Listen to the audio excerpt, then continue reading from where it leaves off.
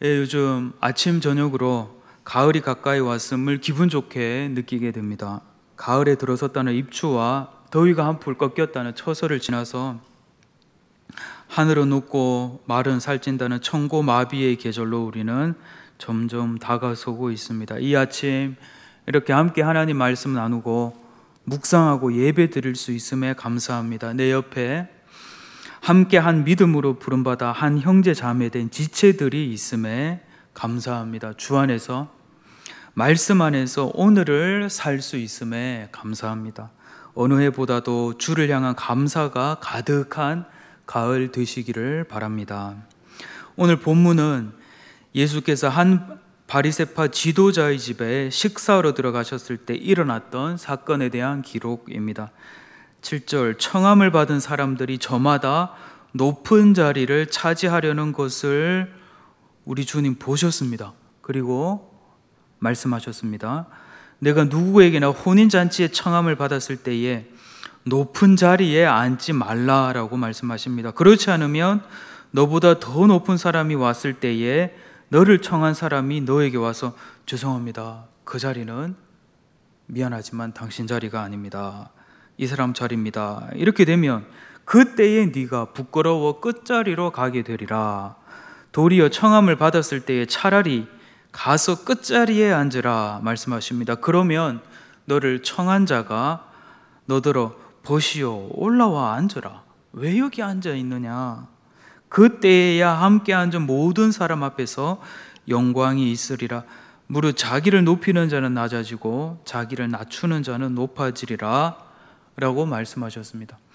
오늘 이 단락의 말씀은 잠언 25장 6, 7절 말씀과 같이 인생 처세 교훈처럼 들립니다. 그러나 이어지는 다음 단락의 내용을 확인해 보면 이 단락이 단순히 인간 세상의 처세 교훈만이 아니라는 것을 우리는 확인할 수 있습니다. 이어서 우리 주님 말씀하십니다.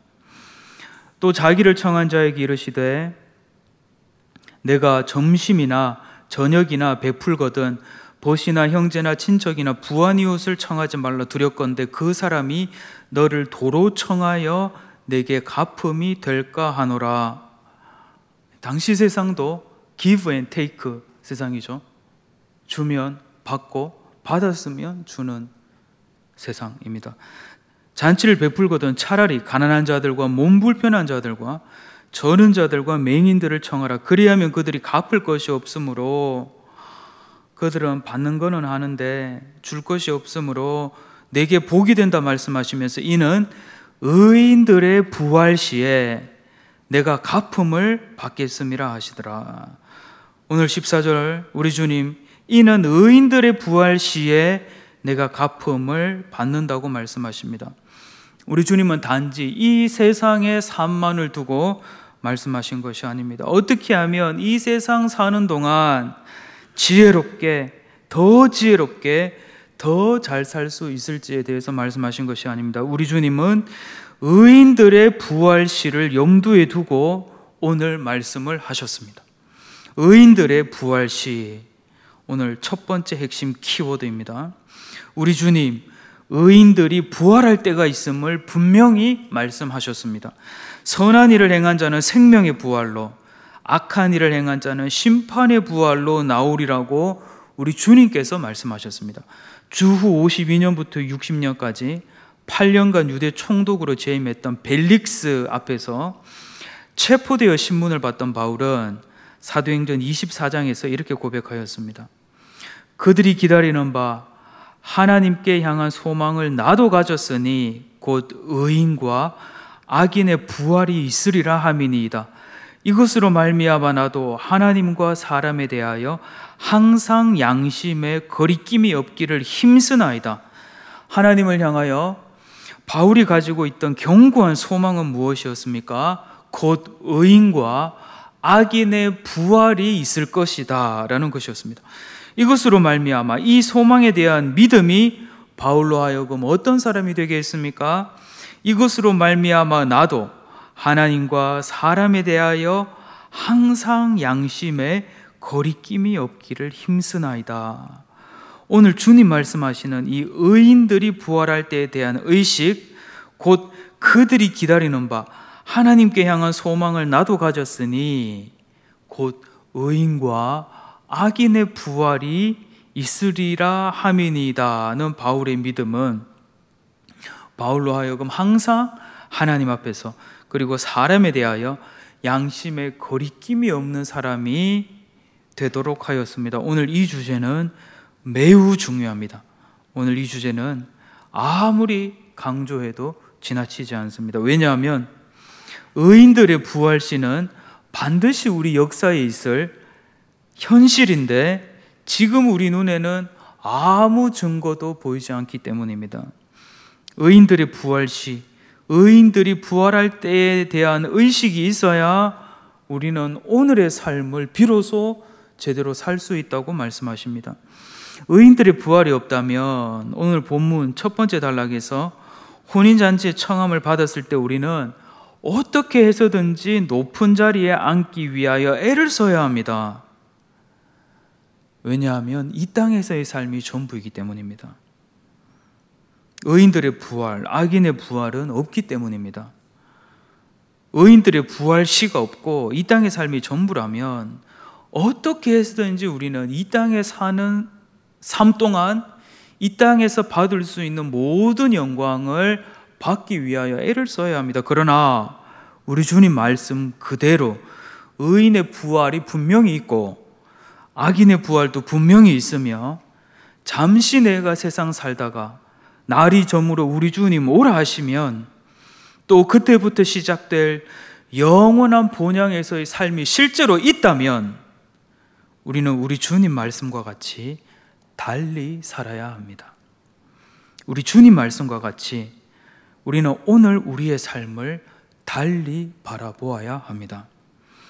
만약 다음 주 토요일 혼인잔치의 청함을 받게 되면 우리는 우리 주님 말씀과 같이 차라리 끝자리에 가서 앉아야 할 것입니다.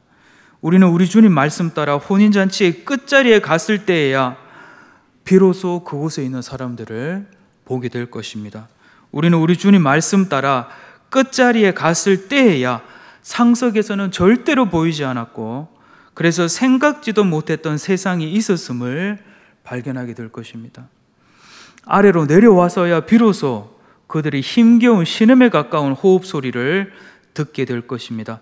말 속으로 내려와서야 비로소 그동안 기라성과 같은 사람들에 가려서 상석에서는 볼 수 없었던 사람들이 그곳에 있었다는 것을 보게 될 것입니다.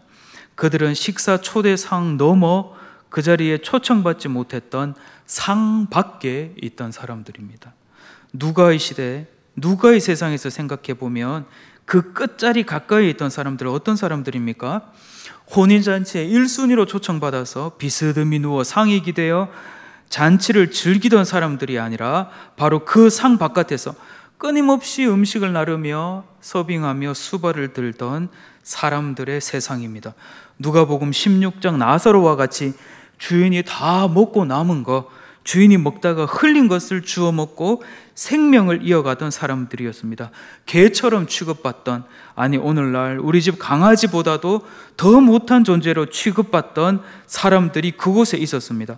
얼마나 불쌍했으면 지나가던 들개가 나사로의 헌대를 핥아줄 만큼의 사람들이었습니다. 누가복음 13장에서 우리가 지난주 확인하였던 바와 같이 18해 동안이나 귀신에 들려 앓으며 꼬부라져 조금도 펴지 못하는 한 여인과 같이 소나 나귀보다도 못한 존재로 취급받던 여인의 세상이 그곳에 있었다는 것을 청함받은 혼인잔치의 상좌가 아니라 우리 주님 말씀 따라 끝자리에 내려갔을 때 비로소 발견하게 되는 세상입니다. 오늘 누가복음 14장 11절 무릇 자기를 높이는 자는 낮아지고 자기를 낮추는 자는 높아지리라는 말씀은 단순히 이 세상에서의 처세 교훈이 아니라 정확하게 의인들의 부활시를 가리키고 있습니다. 의인들의 부활시라는 반드시 이 땅에 있을 그 때를 향하여 우리 주님은 말씀하셨습니다. 이 땅에서 항상 어떻게든 상좌를 차지하려는 사람들에게는 종국의 하나님께서 의인들의 부활 시에 그 영원한 생명의 혼인잔치 때에 가장 끝자리를 지정하실 것입니다. 그리고 동시에 자신은 그 상좌에 앉을 사람이 못 된다고, 자신은 그런 사람이 아니라고, 이런 잔치 때 한 번도 초청받지 못하고, 심지어 자기 밥그릇을 땅바닥에 두고 먹던 그들, 늘 뒤치다거리하고 수발만 들던 그들, 곧 누가복음 18장에서 자기를 의롭다고 믿고 다른 사람을 멸시하며 따로 서서 기도하던 바리새인들, 이들 어떻게 기도했습니까? 하나님이여, 나는 다른 사람들 곧 토색, 불의, 간음을 하는 자들과 같지 아니하고 이 세리와도 같지 아니함을 감사하나이다 라고 하나님께 감사기도 올렸던 자들, 나는 일에 2번씩 금식하고 또 소득의 11조도 바칩니다 라고 감사기도 드렸던 이들이 아니라 멀리 서서 감히 눈을 들어 하늘을 쳐다보지도 못하고 다만 가슴을 치며 이르되 하나님이여 불쌍히 여기소서, 나는 죄인으로소이다 하였느니라. 내가 너희에게 이르노니 이에 저 바리새인이 아니고 이 사람이 의롭다 하심을 받고 그의 집으로 내려갔느니라. 무릇 자기를 높이는 자는 낮아지고 자기를 낮추는 자는 높아지리라 하시니라. 바로 이들을 우리 주님께서는 그 영원한 천국 잔치에 상석에 두실 것입니다. 이 땅의 백성들은 이 땅에서 어떻게 해서든지 잘 살려고 하면 이 어떤 부류의 사람들을 가까이 해야 하고 어떤 사람들과 친하게 지내야 하는지를 잘 알고 있습니다. 그래서 어떻게 해서든 그 사람들과 연을 유지하면서 좋은 관계를 가지려 애를 씁니다. 동시에 우리 하나님의 백성들, 그리스도의 사람들도 알고 있습니다. 잠시 이 세상 삶을 살고 조만간 시작될 영원한 하나님 나라에서 하나님께서 상석의 자리에 어떤 사람을 두실 것인가를 우리는 알고 있습니다. 그러므로 그 나라 영원한 본향에서 우리가 어떻게 해서든지 잘 살려고 하면 미리 이 땅에서부터 어떤 사람들과 연을 유지하면서 좋은 관계를 가져야 할지에 대해서도 우리는 알고 있습니다. 우리는 어떻게 합니까? 주님께서 가르쳐 주셨기 때문이죠. 우리 주님께서 반복해서 말씀하셨기 때문이죠. 오늘 12절부터의 말씀은 당시 어떤 사람이 누구를 초대하면 이 초대한 사람이 영광을 받게 된다는 거, 이거 말씀해 주시죠. 우리가 어떤 귀한 큰 잔치에 초청받게 되면 바로 감사가 이어지죠. 담례가 이어지죠. 아이고, 이렇게 귀한 잔치에 저를 초청해 주셔서 감사합니다. 이 당신의 이 잔치에 저를 기억해 주시고 불러주셔서 감사합니다. 그리고 당시에 이 잔치 문화를 보면 초대받은 그가 자기 잔치 차례에 자신을 초대했던 그 사람을 다시 초대함으로 서로 영광을 주고받습니다. 당연해 보이지만 사실은 이렇게 이기적이고 명예욕에 사로잡힌 이 주고받는 기브 앤 테이크 원칙이 지배하는 세상에서 오히려 하나님의 특별한 사랑과 배려와 돌보심이 필요한 사람들은 항상 바깥에 밀려나 있게 됩니다. 왜냐하면 이들은 단 한 번도 초대장을 받을 수 없고 단 한 번도 잔치를 배설할 능력이 없기 때문입니다. 오늘 누가복음 안에서 가난한 사람들, 그리하여 잔치집에 초대받기는커녕 수발드는 사람으로 고용되어 일당을 받으며 일을 해야 하는 사람들, 몸에 장애가 있거나 정신적인 어려움이 있는 사람들, 곧 이 세상에서 넉넉한 부를 갖지 못해서 쓸모없어 보이는 사람들은 기브 앤 테이크 세상 바깥에 밀려나 있습니다. 오늘 우리 주님의 말씀들은 나중에 해야지, 나중에 한번 해보면 되지, 언젠가는 이 말씀 따라 내가 실천하겠지, 이렇게 해서는 안 되는 말씀입니다. 나중에 하면서 이 땅에서 자기를 높였던 자는 종국에는 영원한 혼인잔치 때 가장 낮은 자리에 앉게 될 것이라고 주님 말씀하십니다. 귀 있는 자들은, 귀 있는 분들은 들으시기를 바랍니다. 이 말씀은 반드시 이 땅에서 이루어질 현실입니다. 결혼이나 장래 문화도 우리는 오늘 본문의 말씀에 걸맞게 생각해 볼 수 있습니다. 한번 잠시 세워두었다가 바로 버려질 화환 대신에 쌀 10kg, 20kg 화환을 받아 가까이 어려운 이웃을 돕는 결혼 문화도 우리 하나님의 백성들의 삶 속에서 진지하게 생각해보고 실천할 수 있습니다. 청첩장에 아예 그런 내용들을 적어가지고 또 실제로 이렇게 하는 사람들이 있지요. 제 결혼식 때는 너무 정신이 없어서 이런 생각도 못 해보고 그냥 후딱 헤쳐버렸지만 저희 아이들의 결혼식 때에 아이들과 상의해서 한번 해볼만 합니다. 청첩장에 화환 안 받습니다. 쌀 받습니다. 이 쌀은 예식 후에 바로 우리 어려운 이웃에게 나누어 줍니다. 5kg, 10kg, 20kg.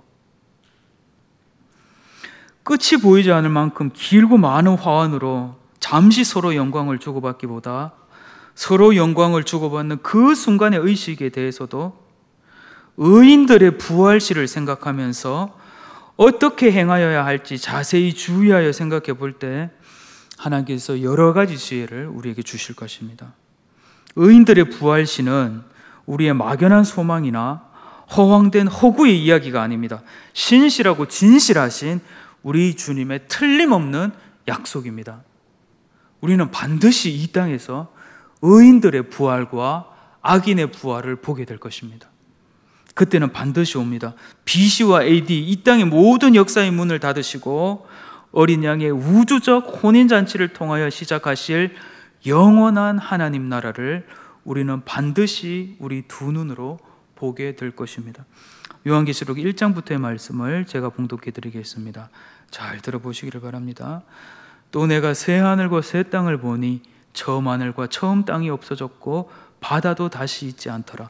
또 내가 보매 거룩한 성 새 예루살렘이 하나님께로부터 하늘에서 내려오니 그 준비한 것이 신부가 남편을 위하여 단장한 것 같더라. 내가 들으니 보좌에서 큰 음성이 나서 이르되 보라 하나님의 장막이 사람들과 함께 있음에 하나님이 그들과 함께 계시리니 그들은 하나님의 백성이 되고 하나님은 친히 그들과 함께 계셔서 모든 눈물을 그 눈에서 닦아주시니 다시는 사망이 없고 애통하는 것이나 곡하는 것이나 아픈 것이 다시 있지 아니하리니 처음 것들이 다 지나갔음이라라. 보좌에 앉으신 이가 이르시되 보라 내가 만물을 새롭게 하노라 하시고 또 이르시되 이 말은 신실하고 참되니 기록하라 하시고 또 내게 말씀하시되 이루었도다. 나는 알파와 오메가요 처음과 마지막이라. 내가 생명수 샘물을 목마른 자에게 값없이 주리니 이기는 자는 이것들을 상속으로 받으리라. 나는 그의 하나님이 되고 그는 내 아들이 되리라. 그러나 두려워하는 자들과 믿지 아니하는 자들과 흉악한 자들과 살인자들과 음행하는 자들과 점술가들과 우상숭배자들과 거짓말하는 모든 자들은 불과 유황으로 타는 못에 던져지리니 이것이 둘째 사망이라. 어릴 때 저희 초등학교 시절 친구들과 땅 따먹기, 딱지 치기, 구슬 따먹기 매일같이 하였습니다. 당시 5층 아파트에서 살았는데 학교 갔다 오자마자 가방을 집에 던져놓고 해가 질 때까지 더 이상 놀기가 깜깜해서 보이지 않아서 놀 수 없을 때까지 정말 실컷 놀았습니다. 이쯤 되면 이제 창문이 열리는 소리가 나면서 누구 엄마가 땡땡아 와라 하고 또 이쯤 되면 이제 누구 집에서 창문이 열리면서 땡땡아 저녁 먹으러 와라 할 줄 우리는 본능적으로 알았습니다. 그렇게 오라 하는데도 이 위에서의 부르심에 응답하지 않고 집에 안 들어가고 있으면 이쯤 되면 누구 엄마가 또 파리채를 들고 나타나서 마사지를 당하면서 울면서 또 끌려가는 것을 우리가 봐야 할 줄 우리는 다 알고 있었습니다. 그런데 이 밑에서 친구들과 노는 것이 너무 재밌었습니다. 진짜 재밌었습니다. 이 땅 따먹는 재미가 있었고 해보셨죠? 튀겨서 3번 만에 돌아와야 됩니다. 딱, 딱, 딱. 그래서 이제 그 땅은 이제 다 제 땅. 굿을 따먹는 재미, 이 딱지 따먹는 재미가 얼마나 강렬했는지 모릅니다. 저는 딱지치기를 잘했습니다. 한때 동네의 딱지를 다 휩쓸어가지고 쌀포대에 넣어 다녔습니다. 힘만 있어야 되는 게 아니라 요령이 있어야 됩니다. 잘 맞춰야 됩니다. 적절한 힘을 주면서 딱지 크기와 재질, 두께에 따라서 본능적으로 다르게 힘이 들어가면서 딱 때렸을 때 그 넘어갈 때 그 기쁨, 집에 올라갈 수가 없습니다. 땅 따먹기도 너무 재밌죠. 정말 이 세상을 다 내가 가진 것 같습니다. 아이들이 제가 제 땅에 밟으면 큰일 납니다. 어차피 엄마 오면 그대로 다 두고 집에 가야 되는 거 알면서도 어차피 내일이 되면 내가 그어두었던 그 땅, 밤이 되면 희년이 선포되고 이제 모든 땅은 이제 실제 주인으로 다 돌아가야 된다는 거 우리 알면서도, 그래서 내일 처음부터 다시 게임을 시작해야 된다는 것을 알면서도 저는 그렇게 애를 쓰고 용을 쓰면서 때로는 막 싸우기도 하면서 어린 시절을 보냈습니다. 만약 제가 어릴 때 오늘 누가복음 14장 예수님의 말씀을 알았다면 저는 다른 유년기를 보냈을 것 같습니다. 저희 집 창문이 열리면서 저희 어머니가 현호야 하시면 위에서 부르시는구나, 이제 다 두고 떠나가면 내일은 다시 원점이 되지. 그러면 이 어머니 현호야 하는 순간 남은 한 10분 정도는 참으로 자비로운 땅 부자가 되었을 것 같은데요, 끝까지 땅 한 평 더 가지려고 아등바등하지 않고 너 땅 너무 없네, 여기 이만큼은 너 해라. 아이들의 땅 따먹기 세계에서도 부익부 빈익빈은 그대로 계속됩니다. 넓은 땅을 가진 친구는 넓기 때문에 좀 세게 튕겨도 멀리 가도 다시 자기 자리로 돌아올 확률이 높습니다. 그러나 요만한 땅을 가진 친구는 마음도 요만해져서 조금씩밖에 못 갑니다. 그래서 넓은 땅의 친구는 점점 가면 갈수록 땅이 한없이 넓어지고, 작은 땅의 친구는 소심해져서.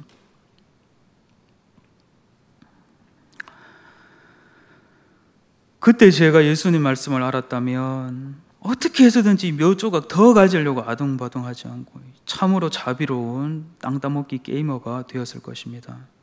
창문이 열리고 올라와라 하면 이제 나누어 주자, 어차피 두고 갈 텐데, 여기 희미한 가로등 불빛 아래 어차피 다 넘겨두고 올라가야 하는데 나는 아버지의 집으로 올라가서 어머니 차려주신 이제 저녁 먹고 이제 자야 할 텐데, 청함받은 사람들이 높은 자리에 앉으려 함을 우리 주님 보시고 그들에게 어떻게 하셨습니까? 의인들의 부활시를 상기시키셨습니다. 그 때를 향하여 오늘 어떻게 살아야 할지에 대하여 말씀하셨습니다. 차라리 끝자리 가서 앉으라고 말씀하십니다. 우리는 그곳에 가서야 비로소 그곳의 세상을 보게 될 것이고 그 세상에 있는 사람들을 보게 될 것입니다. 그 세상, 그 사람들은 바로 영원한 하나님 나라, 천국 잔치가 시작될 때 하나님께서 상석에 둘 사람들입니다. 바로 누가복음 18장에서 하나님, 저는 11조도 드리지 못했고 주일 성수도 하지 못했고 먹고 사느라, 아이들 먹고 살리느라 일을 해야 한다고 주님, 저는 죄인입니다. 천국의 문지기라도 되면 좋겠습니다. 주님 죄송합니다. 주님, 하늘을 향하여 고개를 들 수가 없습니다. 저는 이 땅에 사는 동안 하나님께 바친 것도 없고 주의 성전에서 일도 못했습니다. 이런 사람들, 하나님께 더 이상 내세울 것이 없는 사람들, 이들이 의롭다 하심을 받고 집으로 돌아갔다고 하셨습니다. 무릇 자기를 높이는 자는 결국에는 종국에는 낮아지게 되고, 자기를 낮출 수밖에 없는 이런 사람들 하나님께서 높이신다고 주님께서 말씀하십니다. 잔치를 배설할 때 더 이상 갚을 것이 없는 사람들, 그리하여 단 한 번도 이 사람을 초대할 수 없는 사람들 잊지 말라 하십니다. 도리어 이들을 초청하라 하십니다. 기브만 있고 테이크가 안 되는 사람들, 그들을 기억하라 하십니다. 식사를 주려면, 제공하려면, 잔치를 베풀거든 가난한 자들, 몸 불편한 자들, 저는 자들, 맹인들을 청하라. 그리하면 그들이 갚을 것이 없으므로 내게 복이 되리니 이는 의인들의 부활 시에 내가 갚음을 받겠음이라 라고 주님께서 말씀하십니다. 이 주님 말씀 따라 살아가는 참으로 근사한 영적 어른들이 우리에게도 있기를 바랍니다. 그리하여 우리가 단지 이 성경책에서만 귀로만 듣는 주님의 말씀이 아니라 주님 말씀 따라 행하며 살아가는 진정한 영적 어른을 보기를 원합니다. 그리하여 오늘 우리의 시대에 이렇게 살면 되는구나. 의인들의 부활시를 염두에 살아가는 사람들이 바로 이런 사람들이구나. 이렇게 사는 것이구나.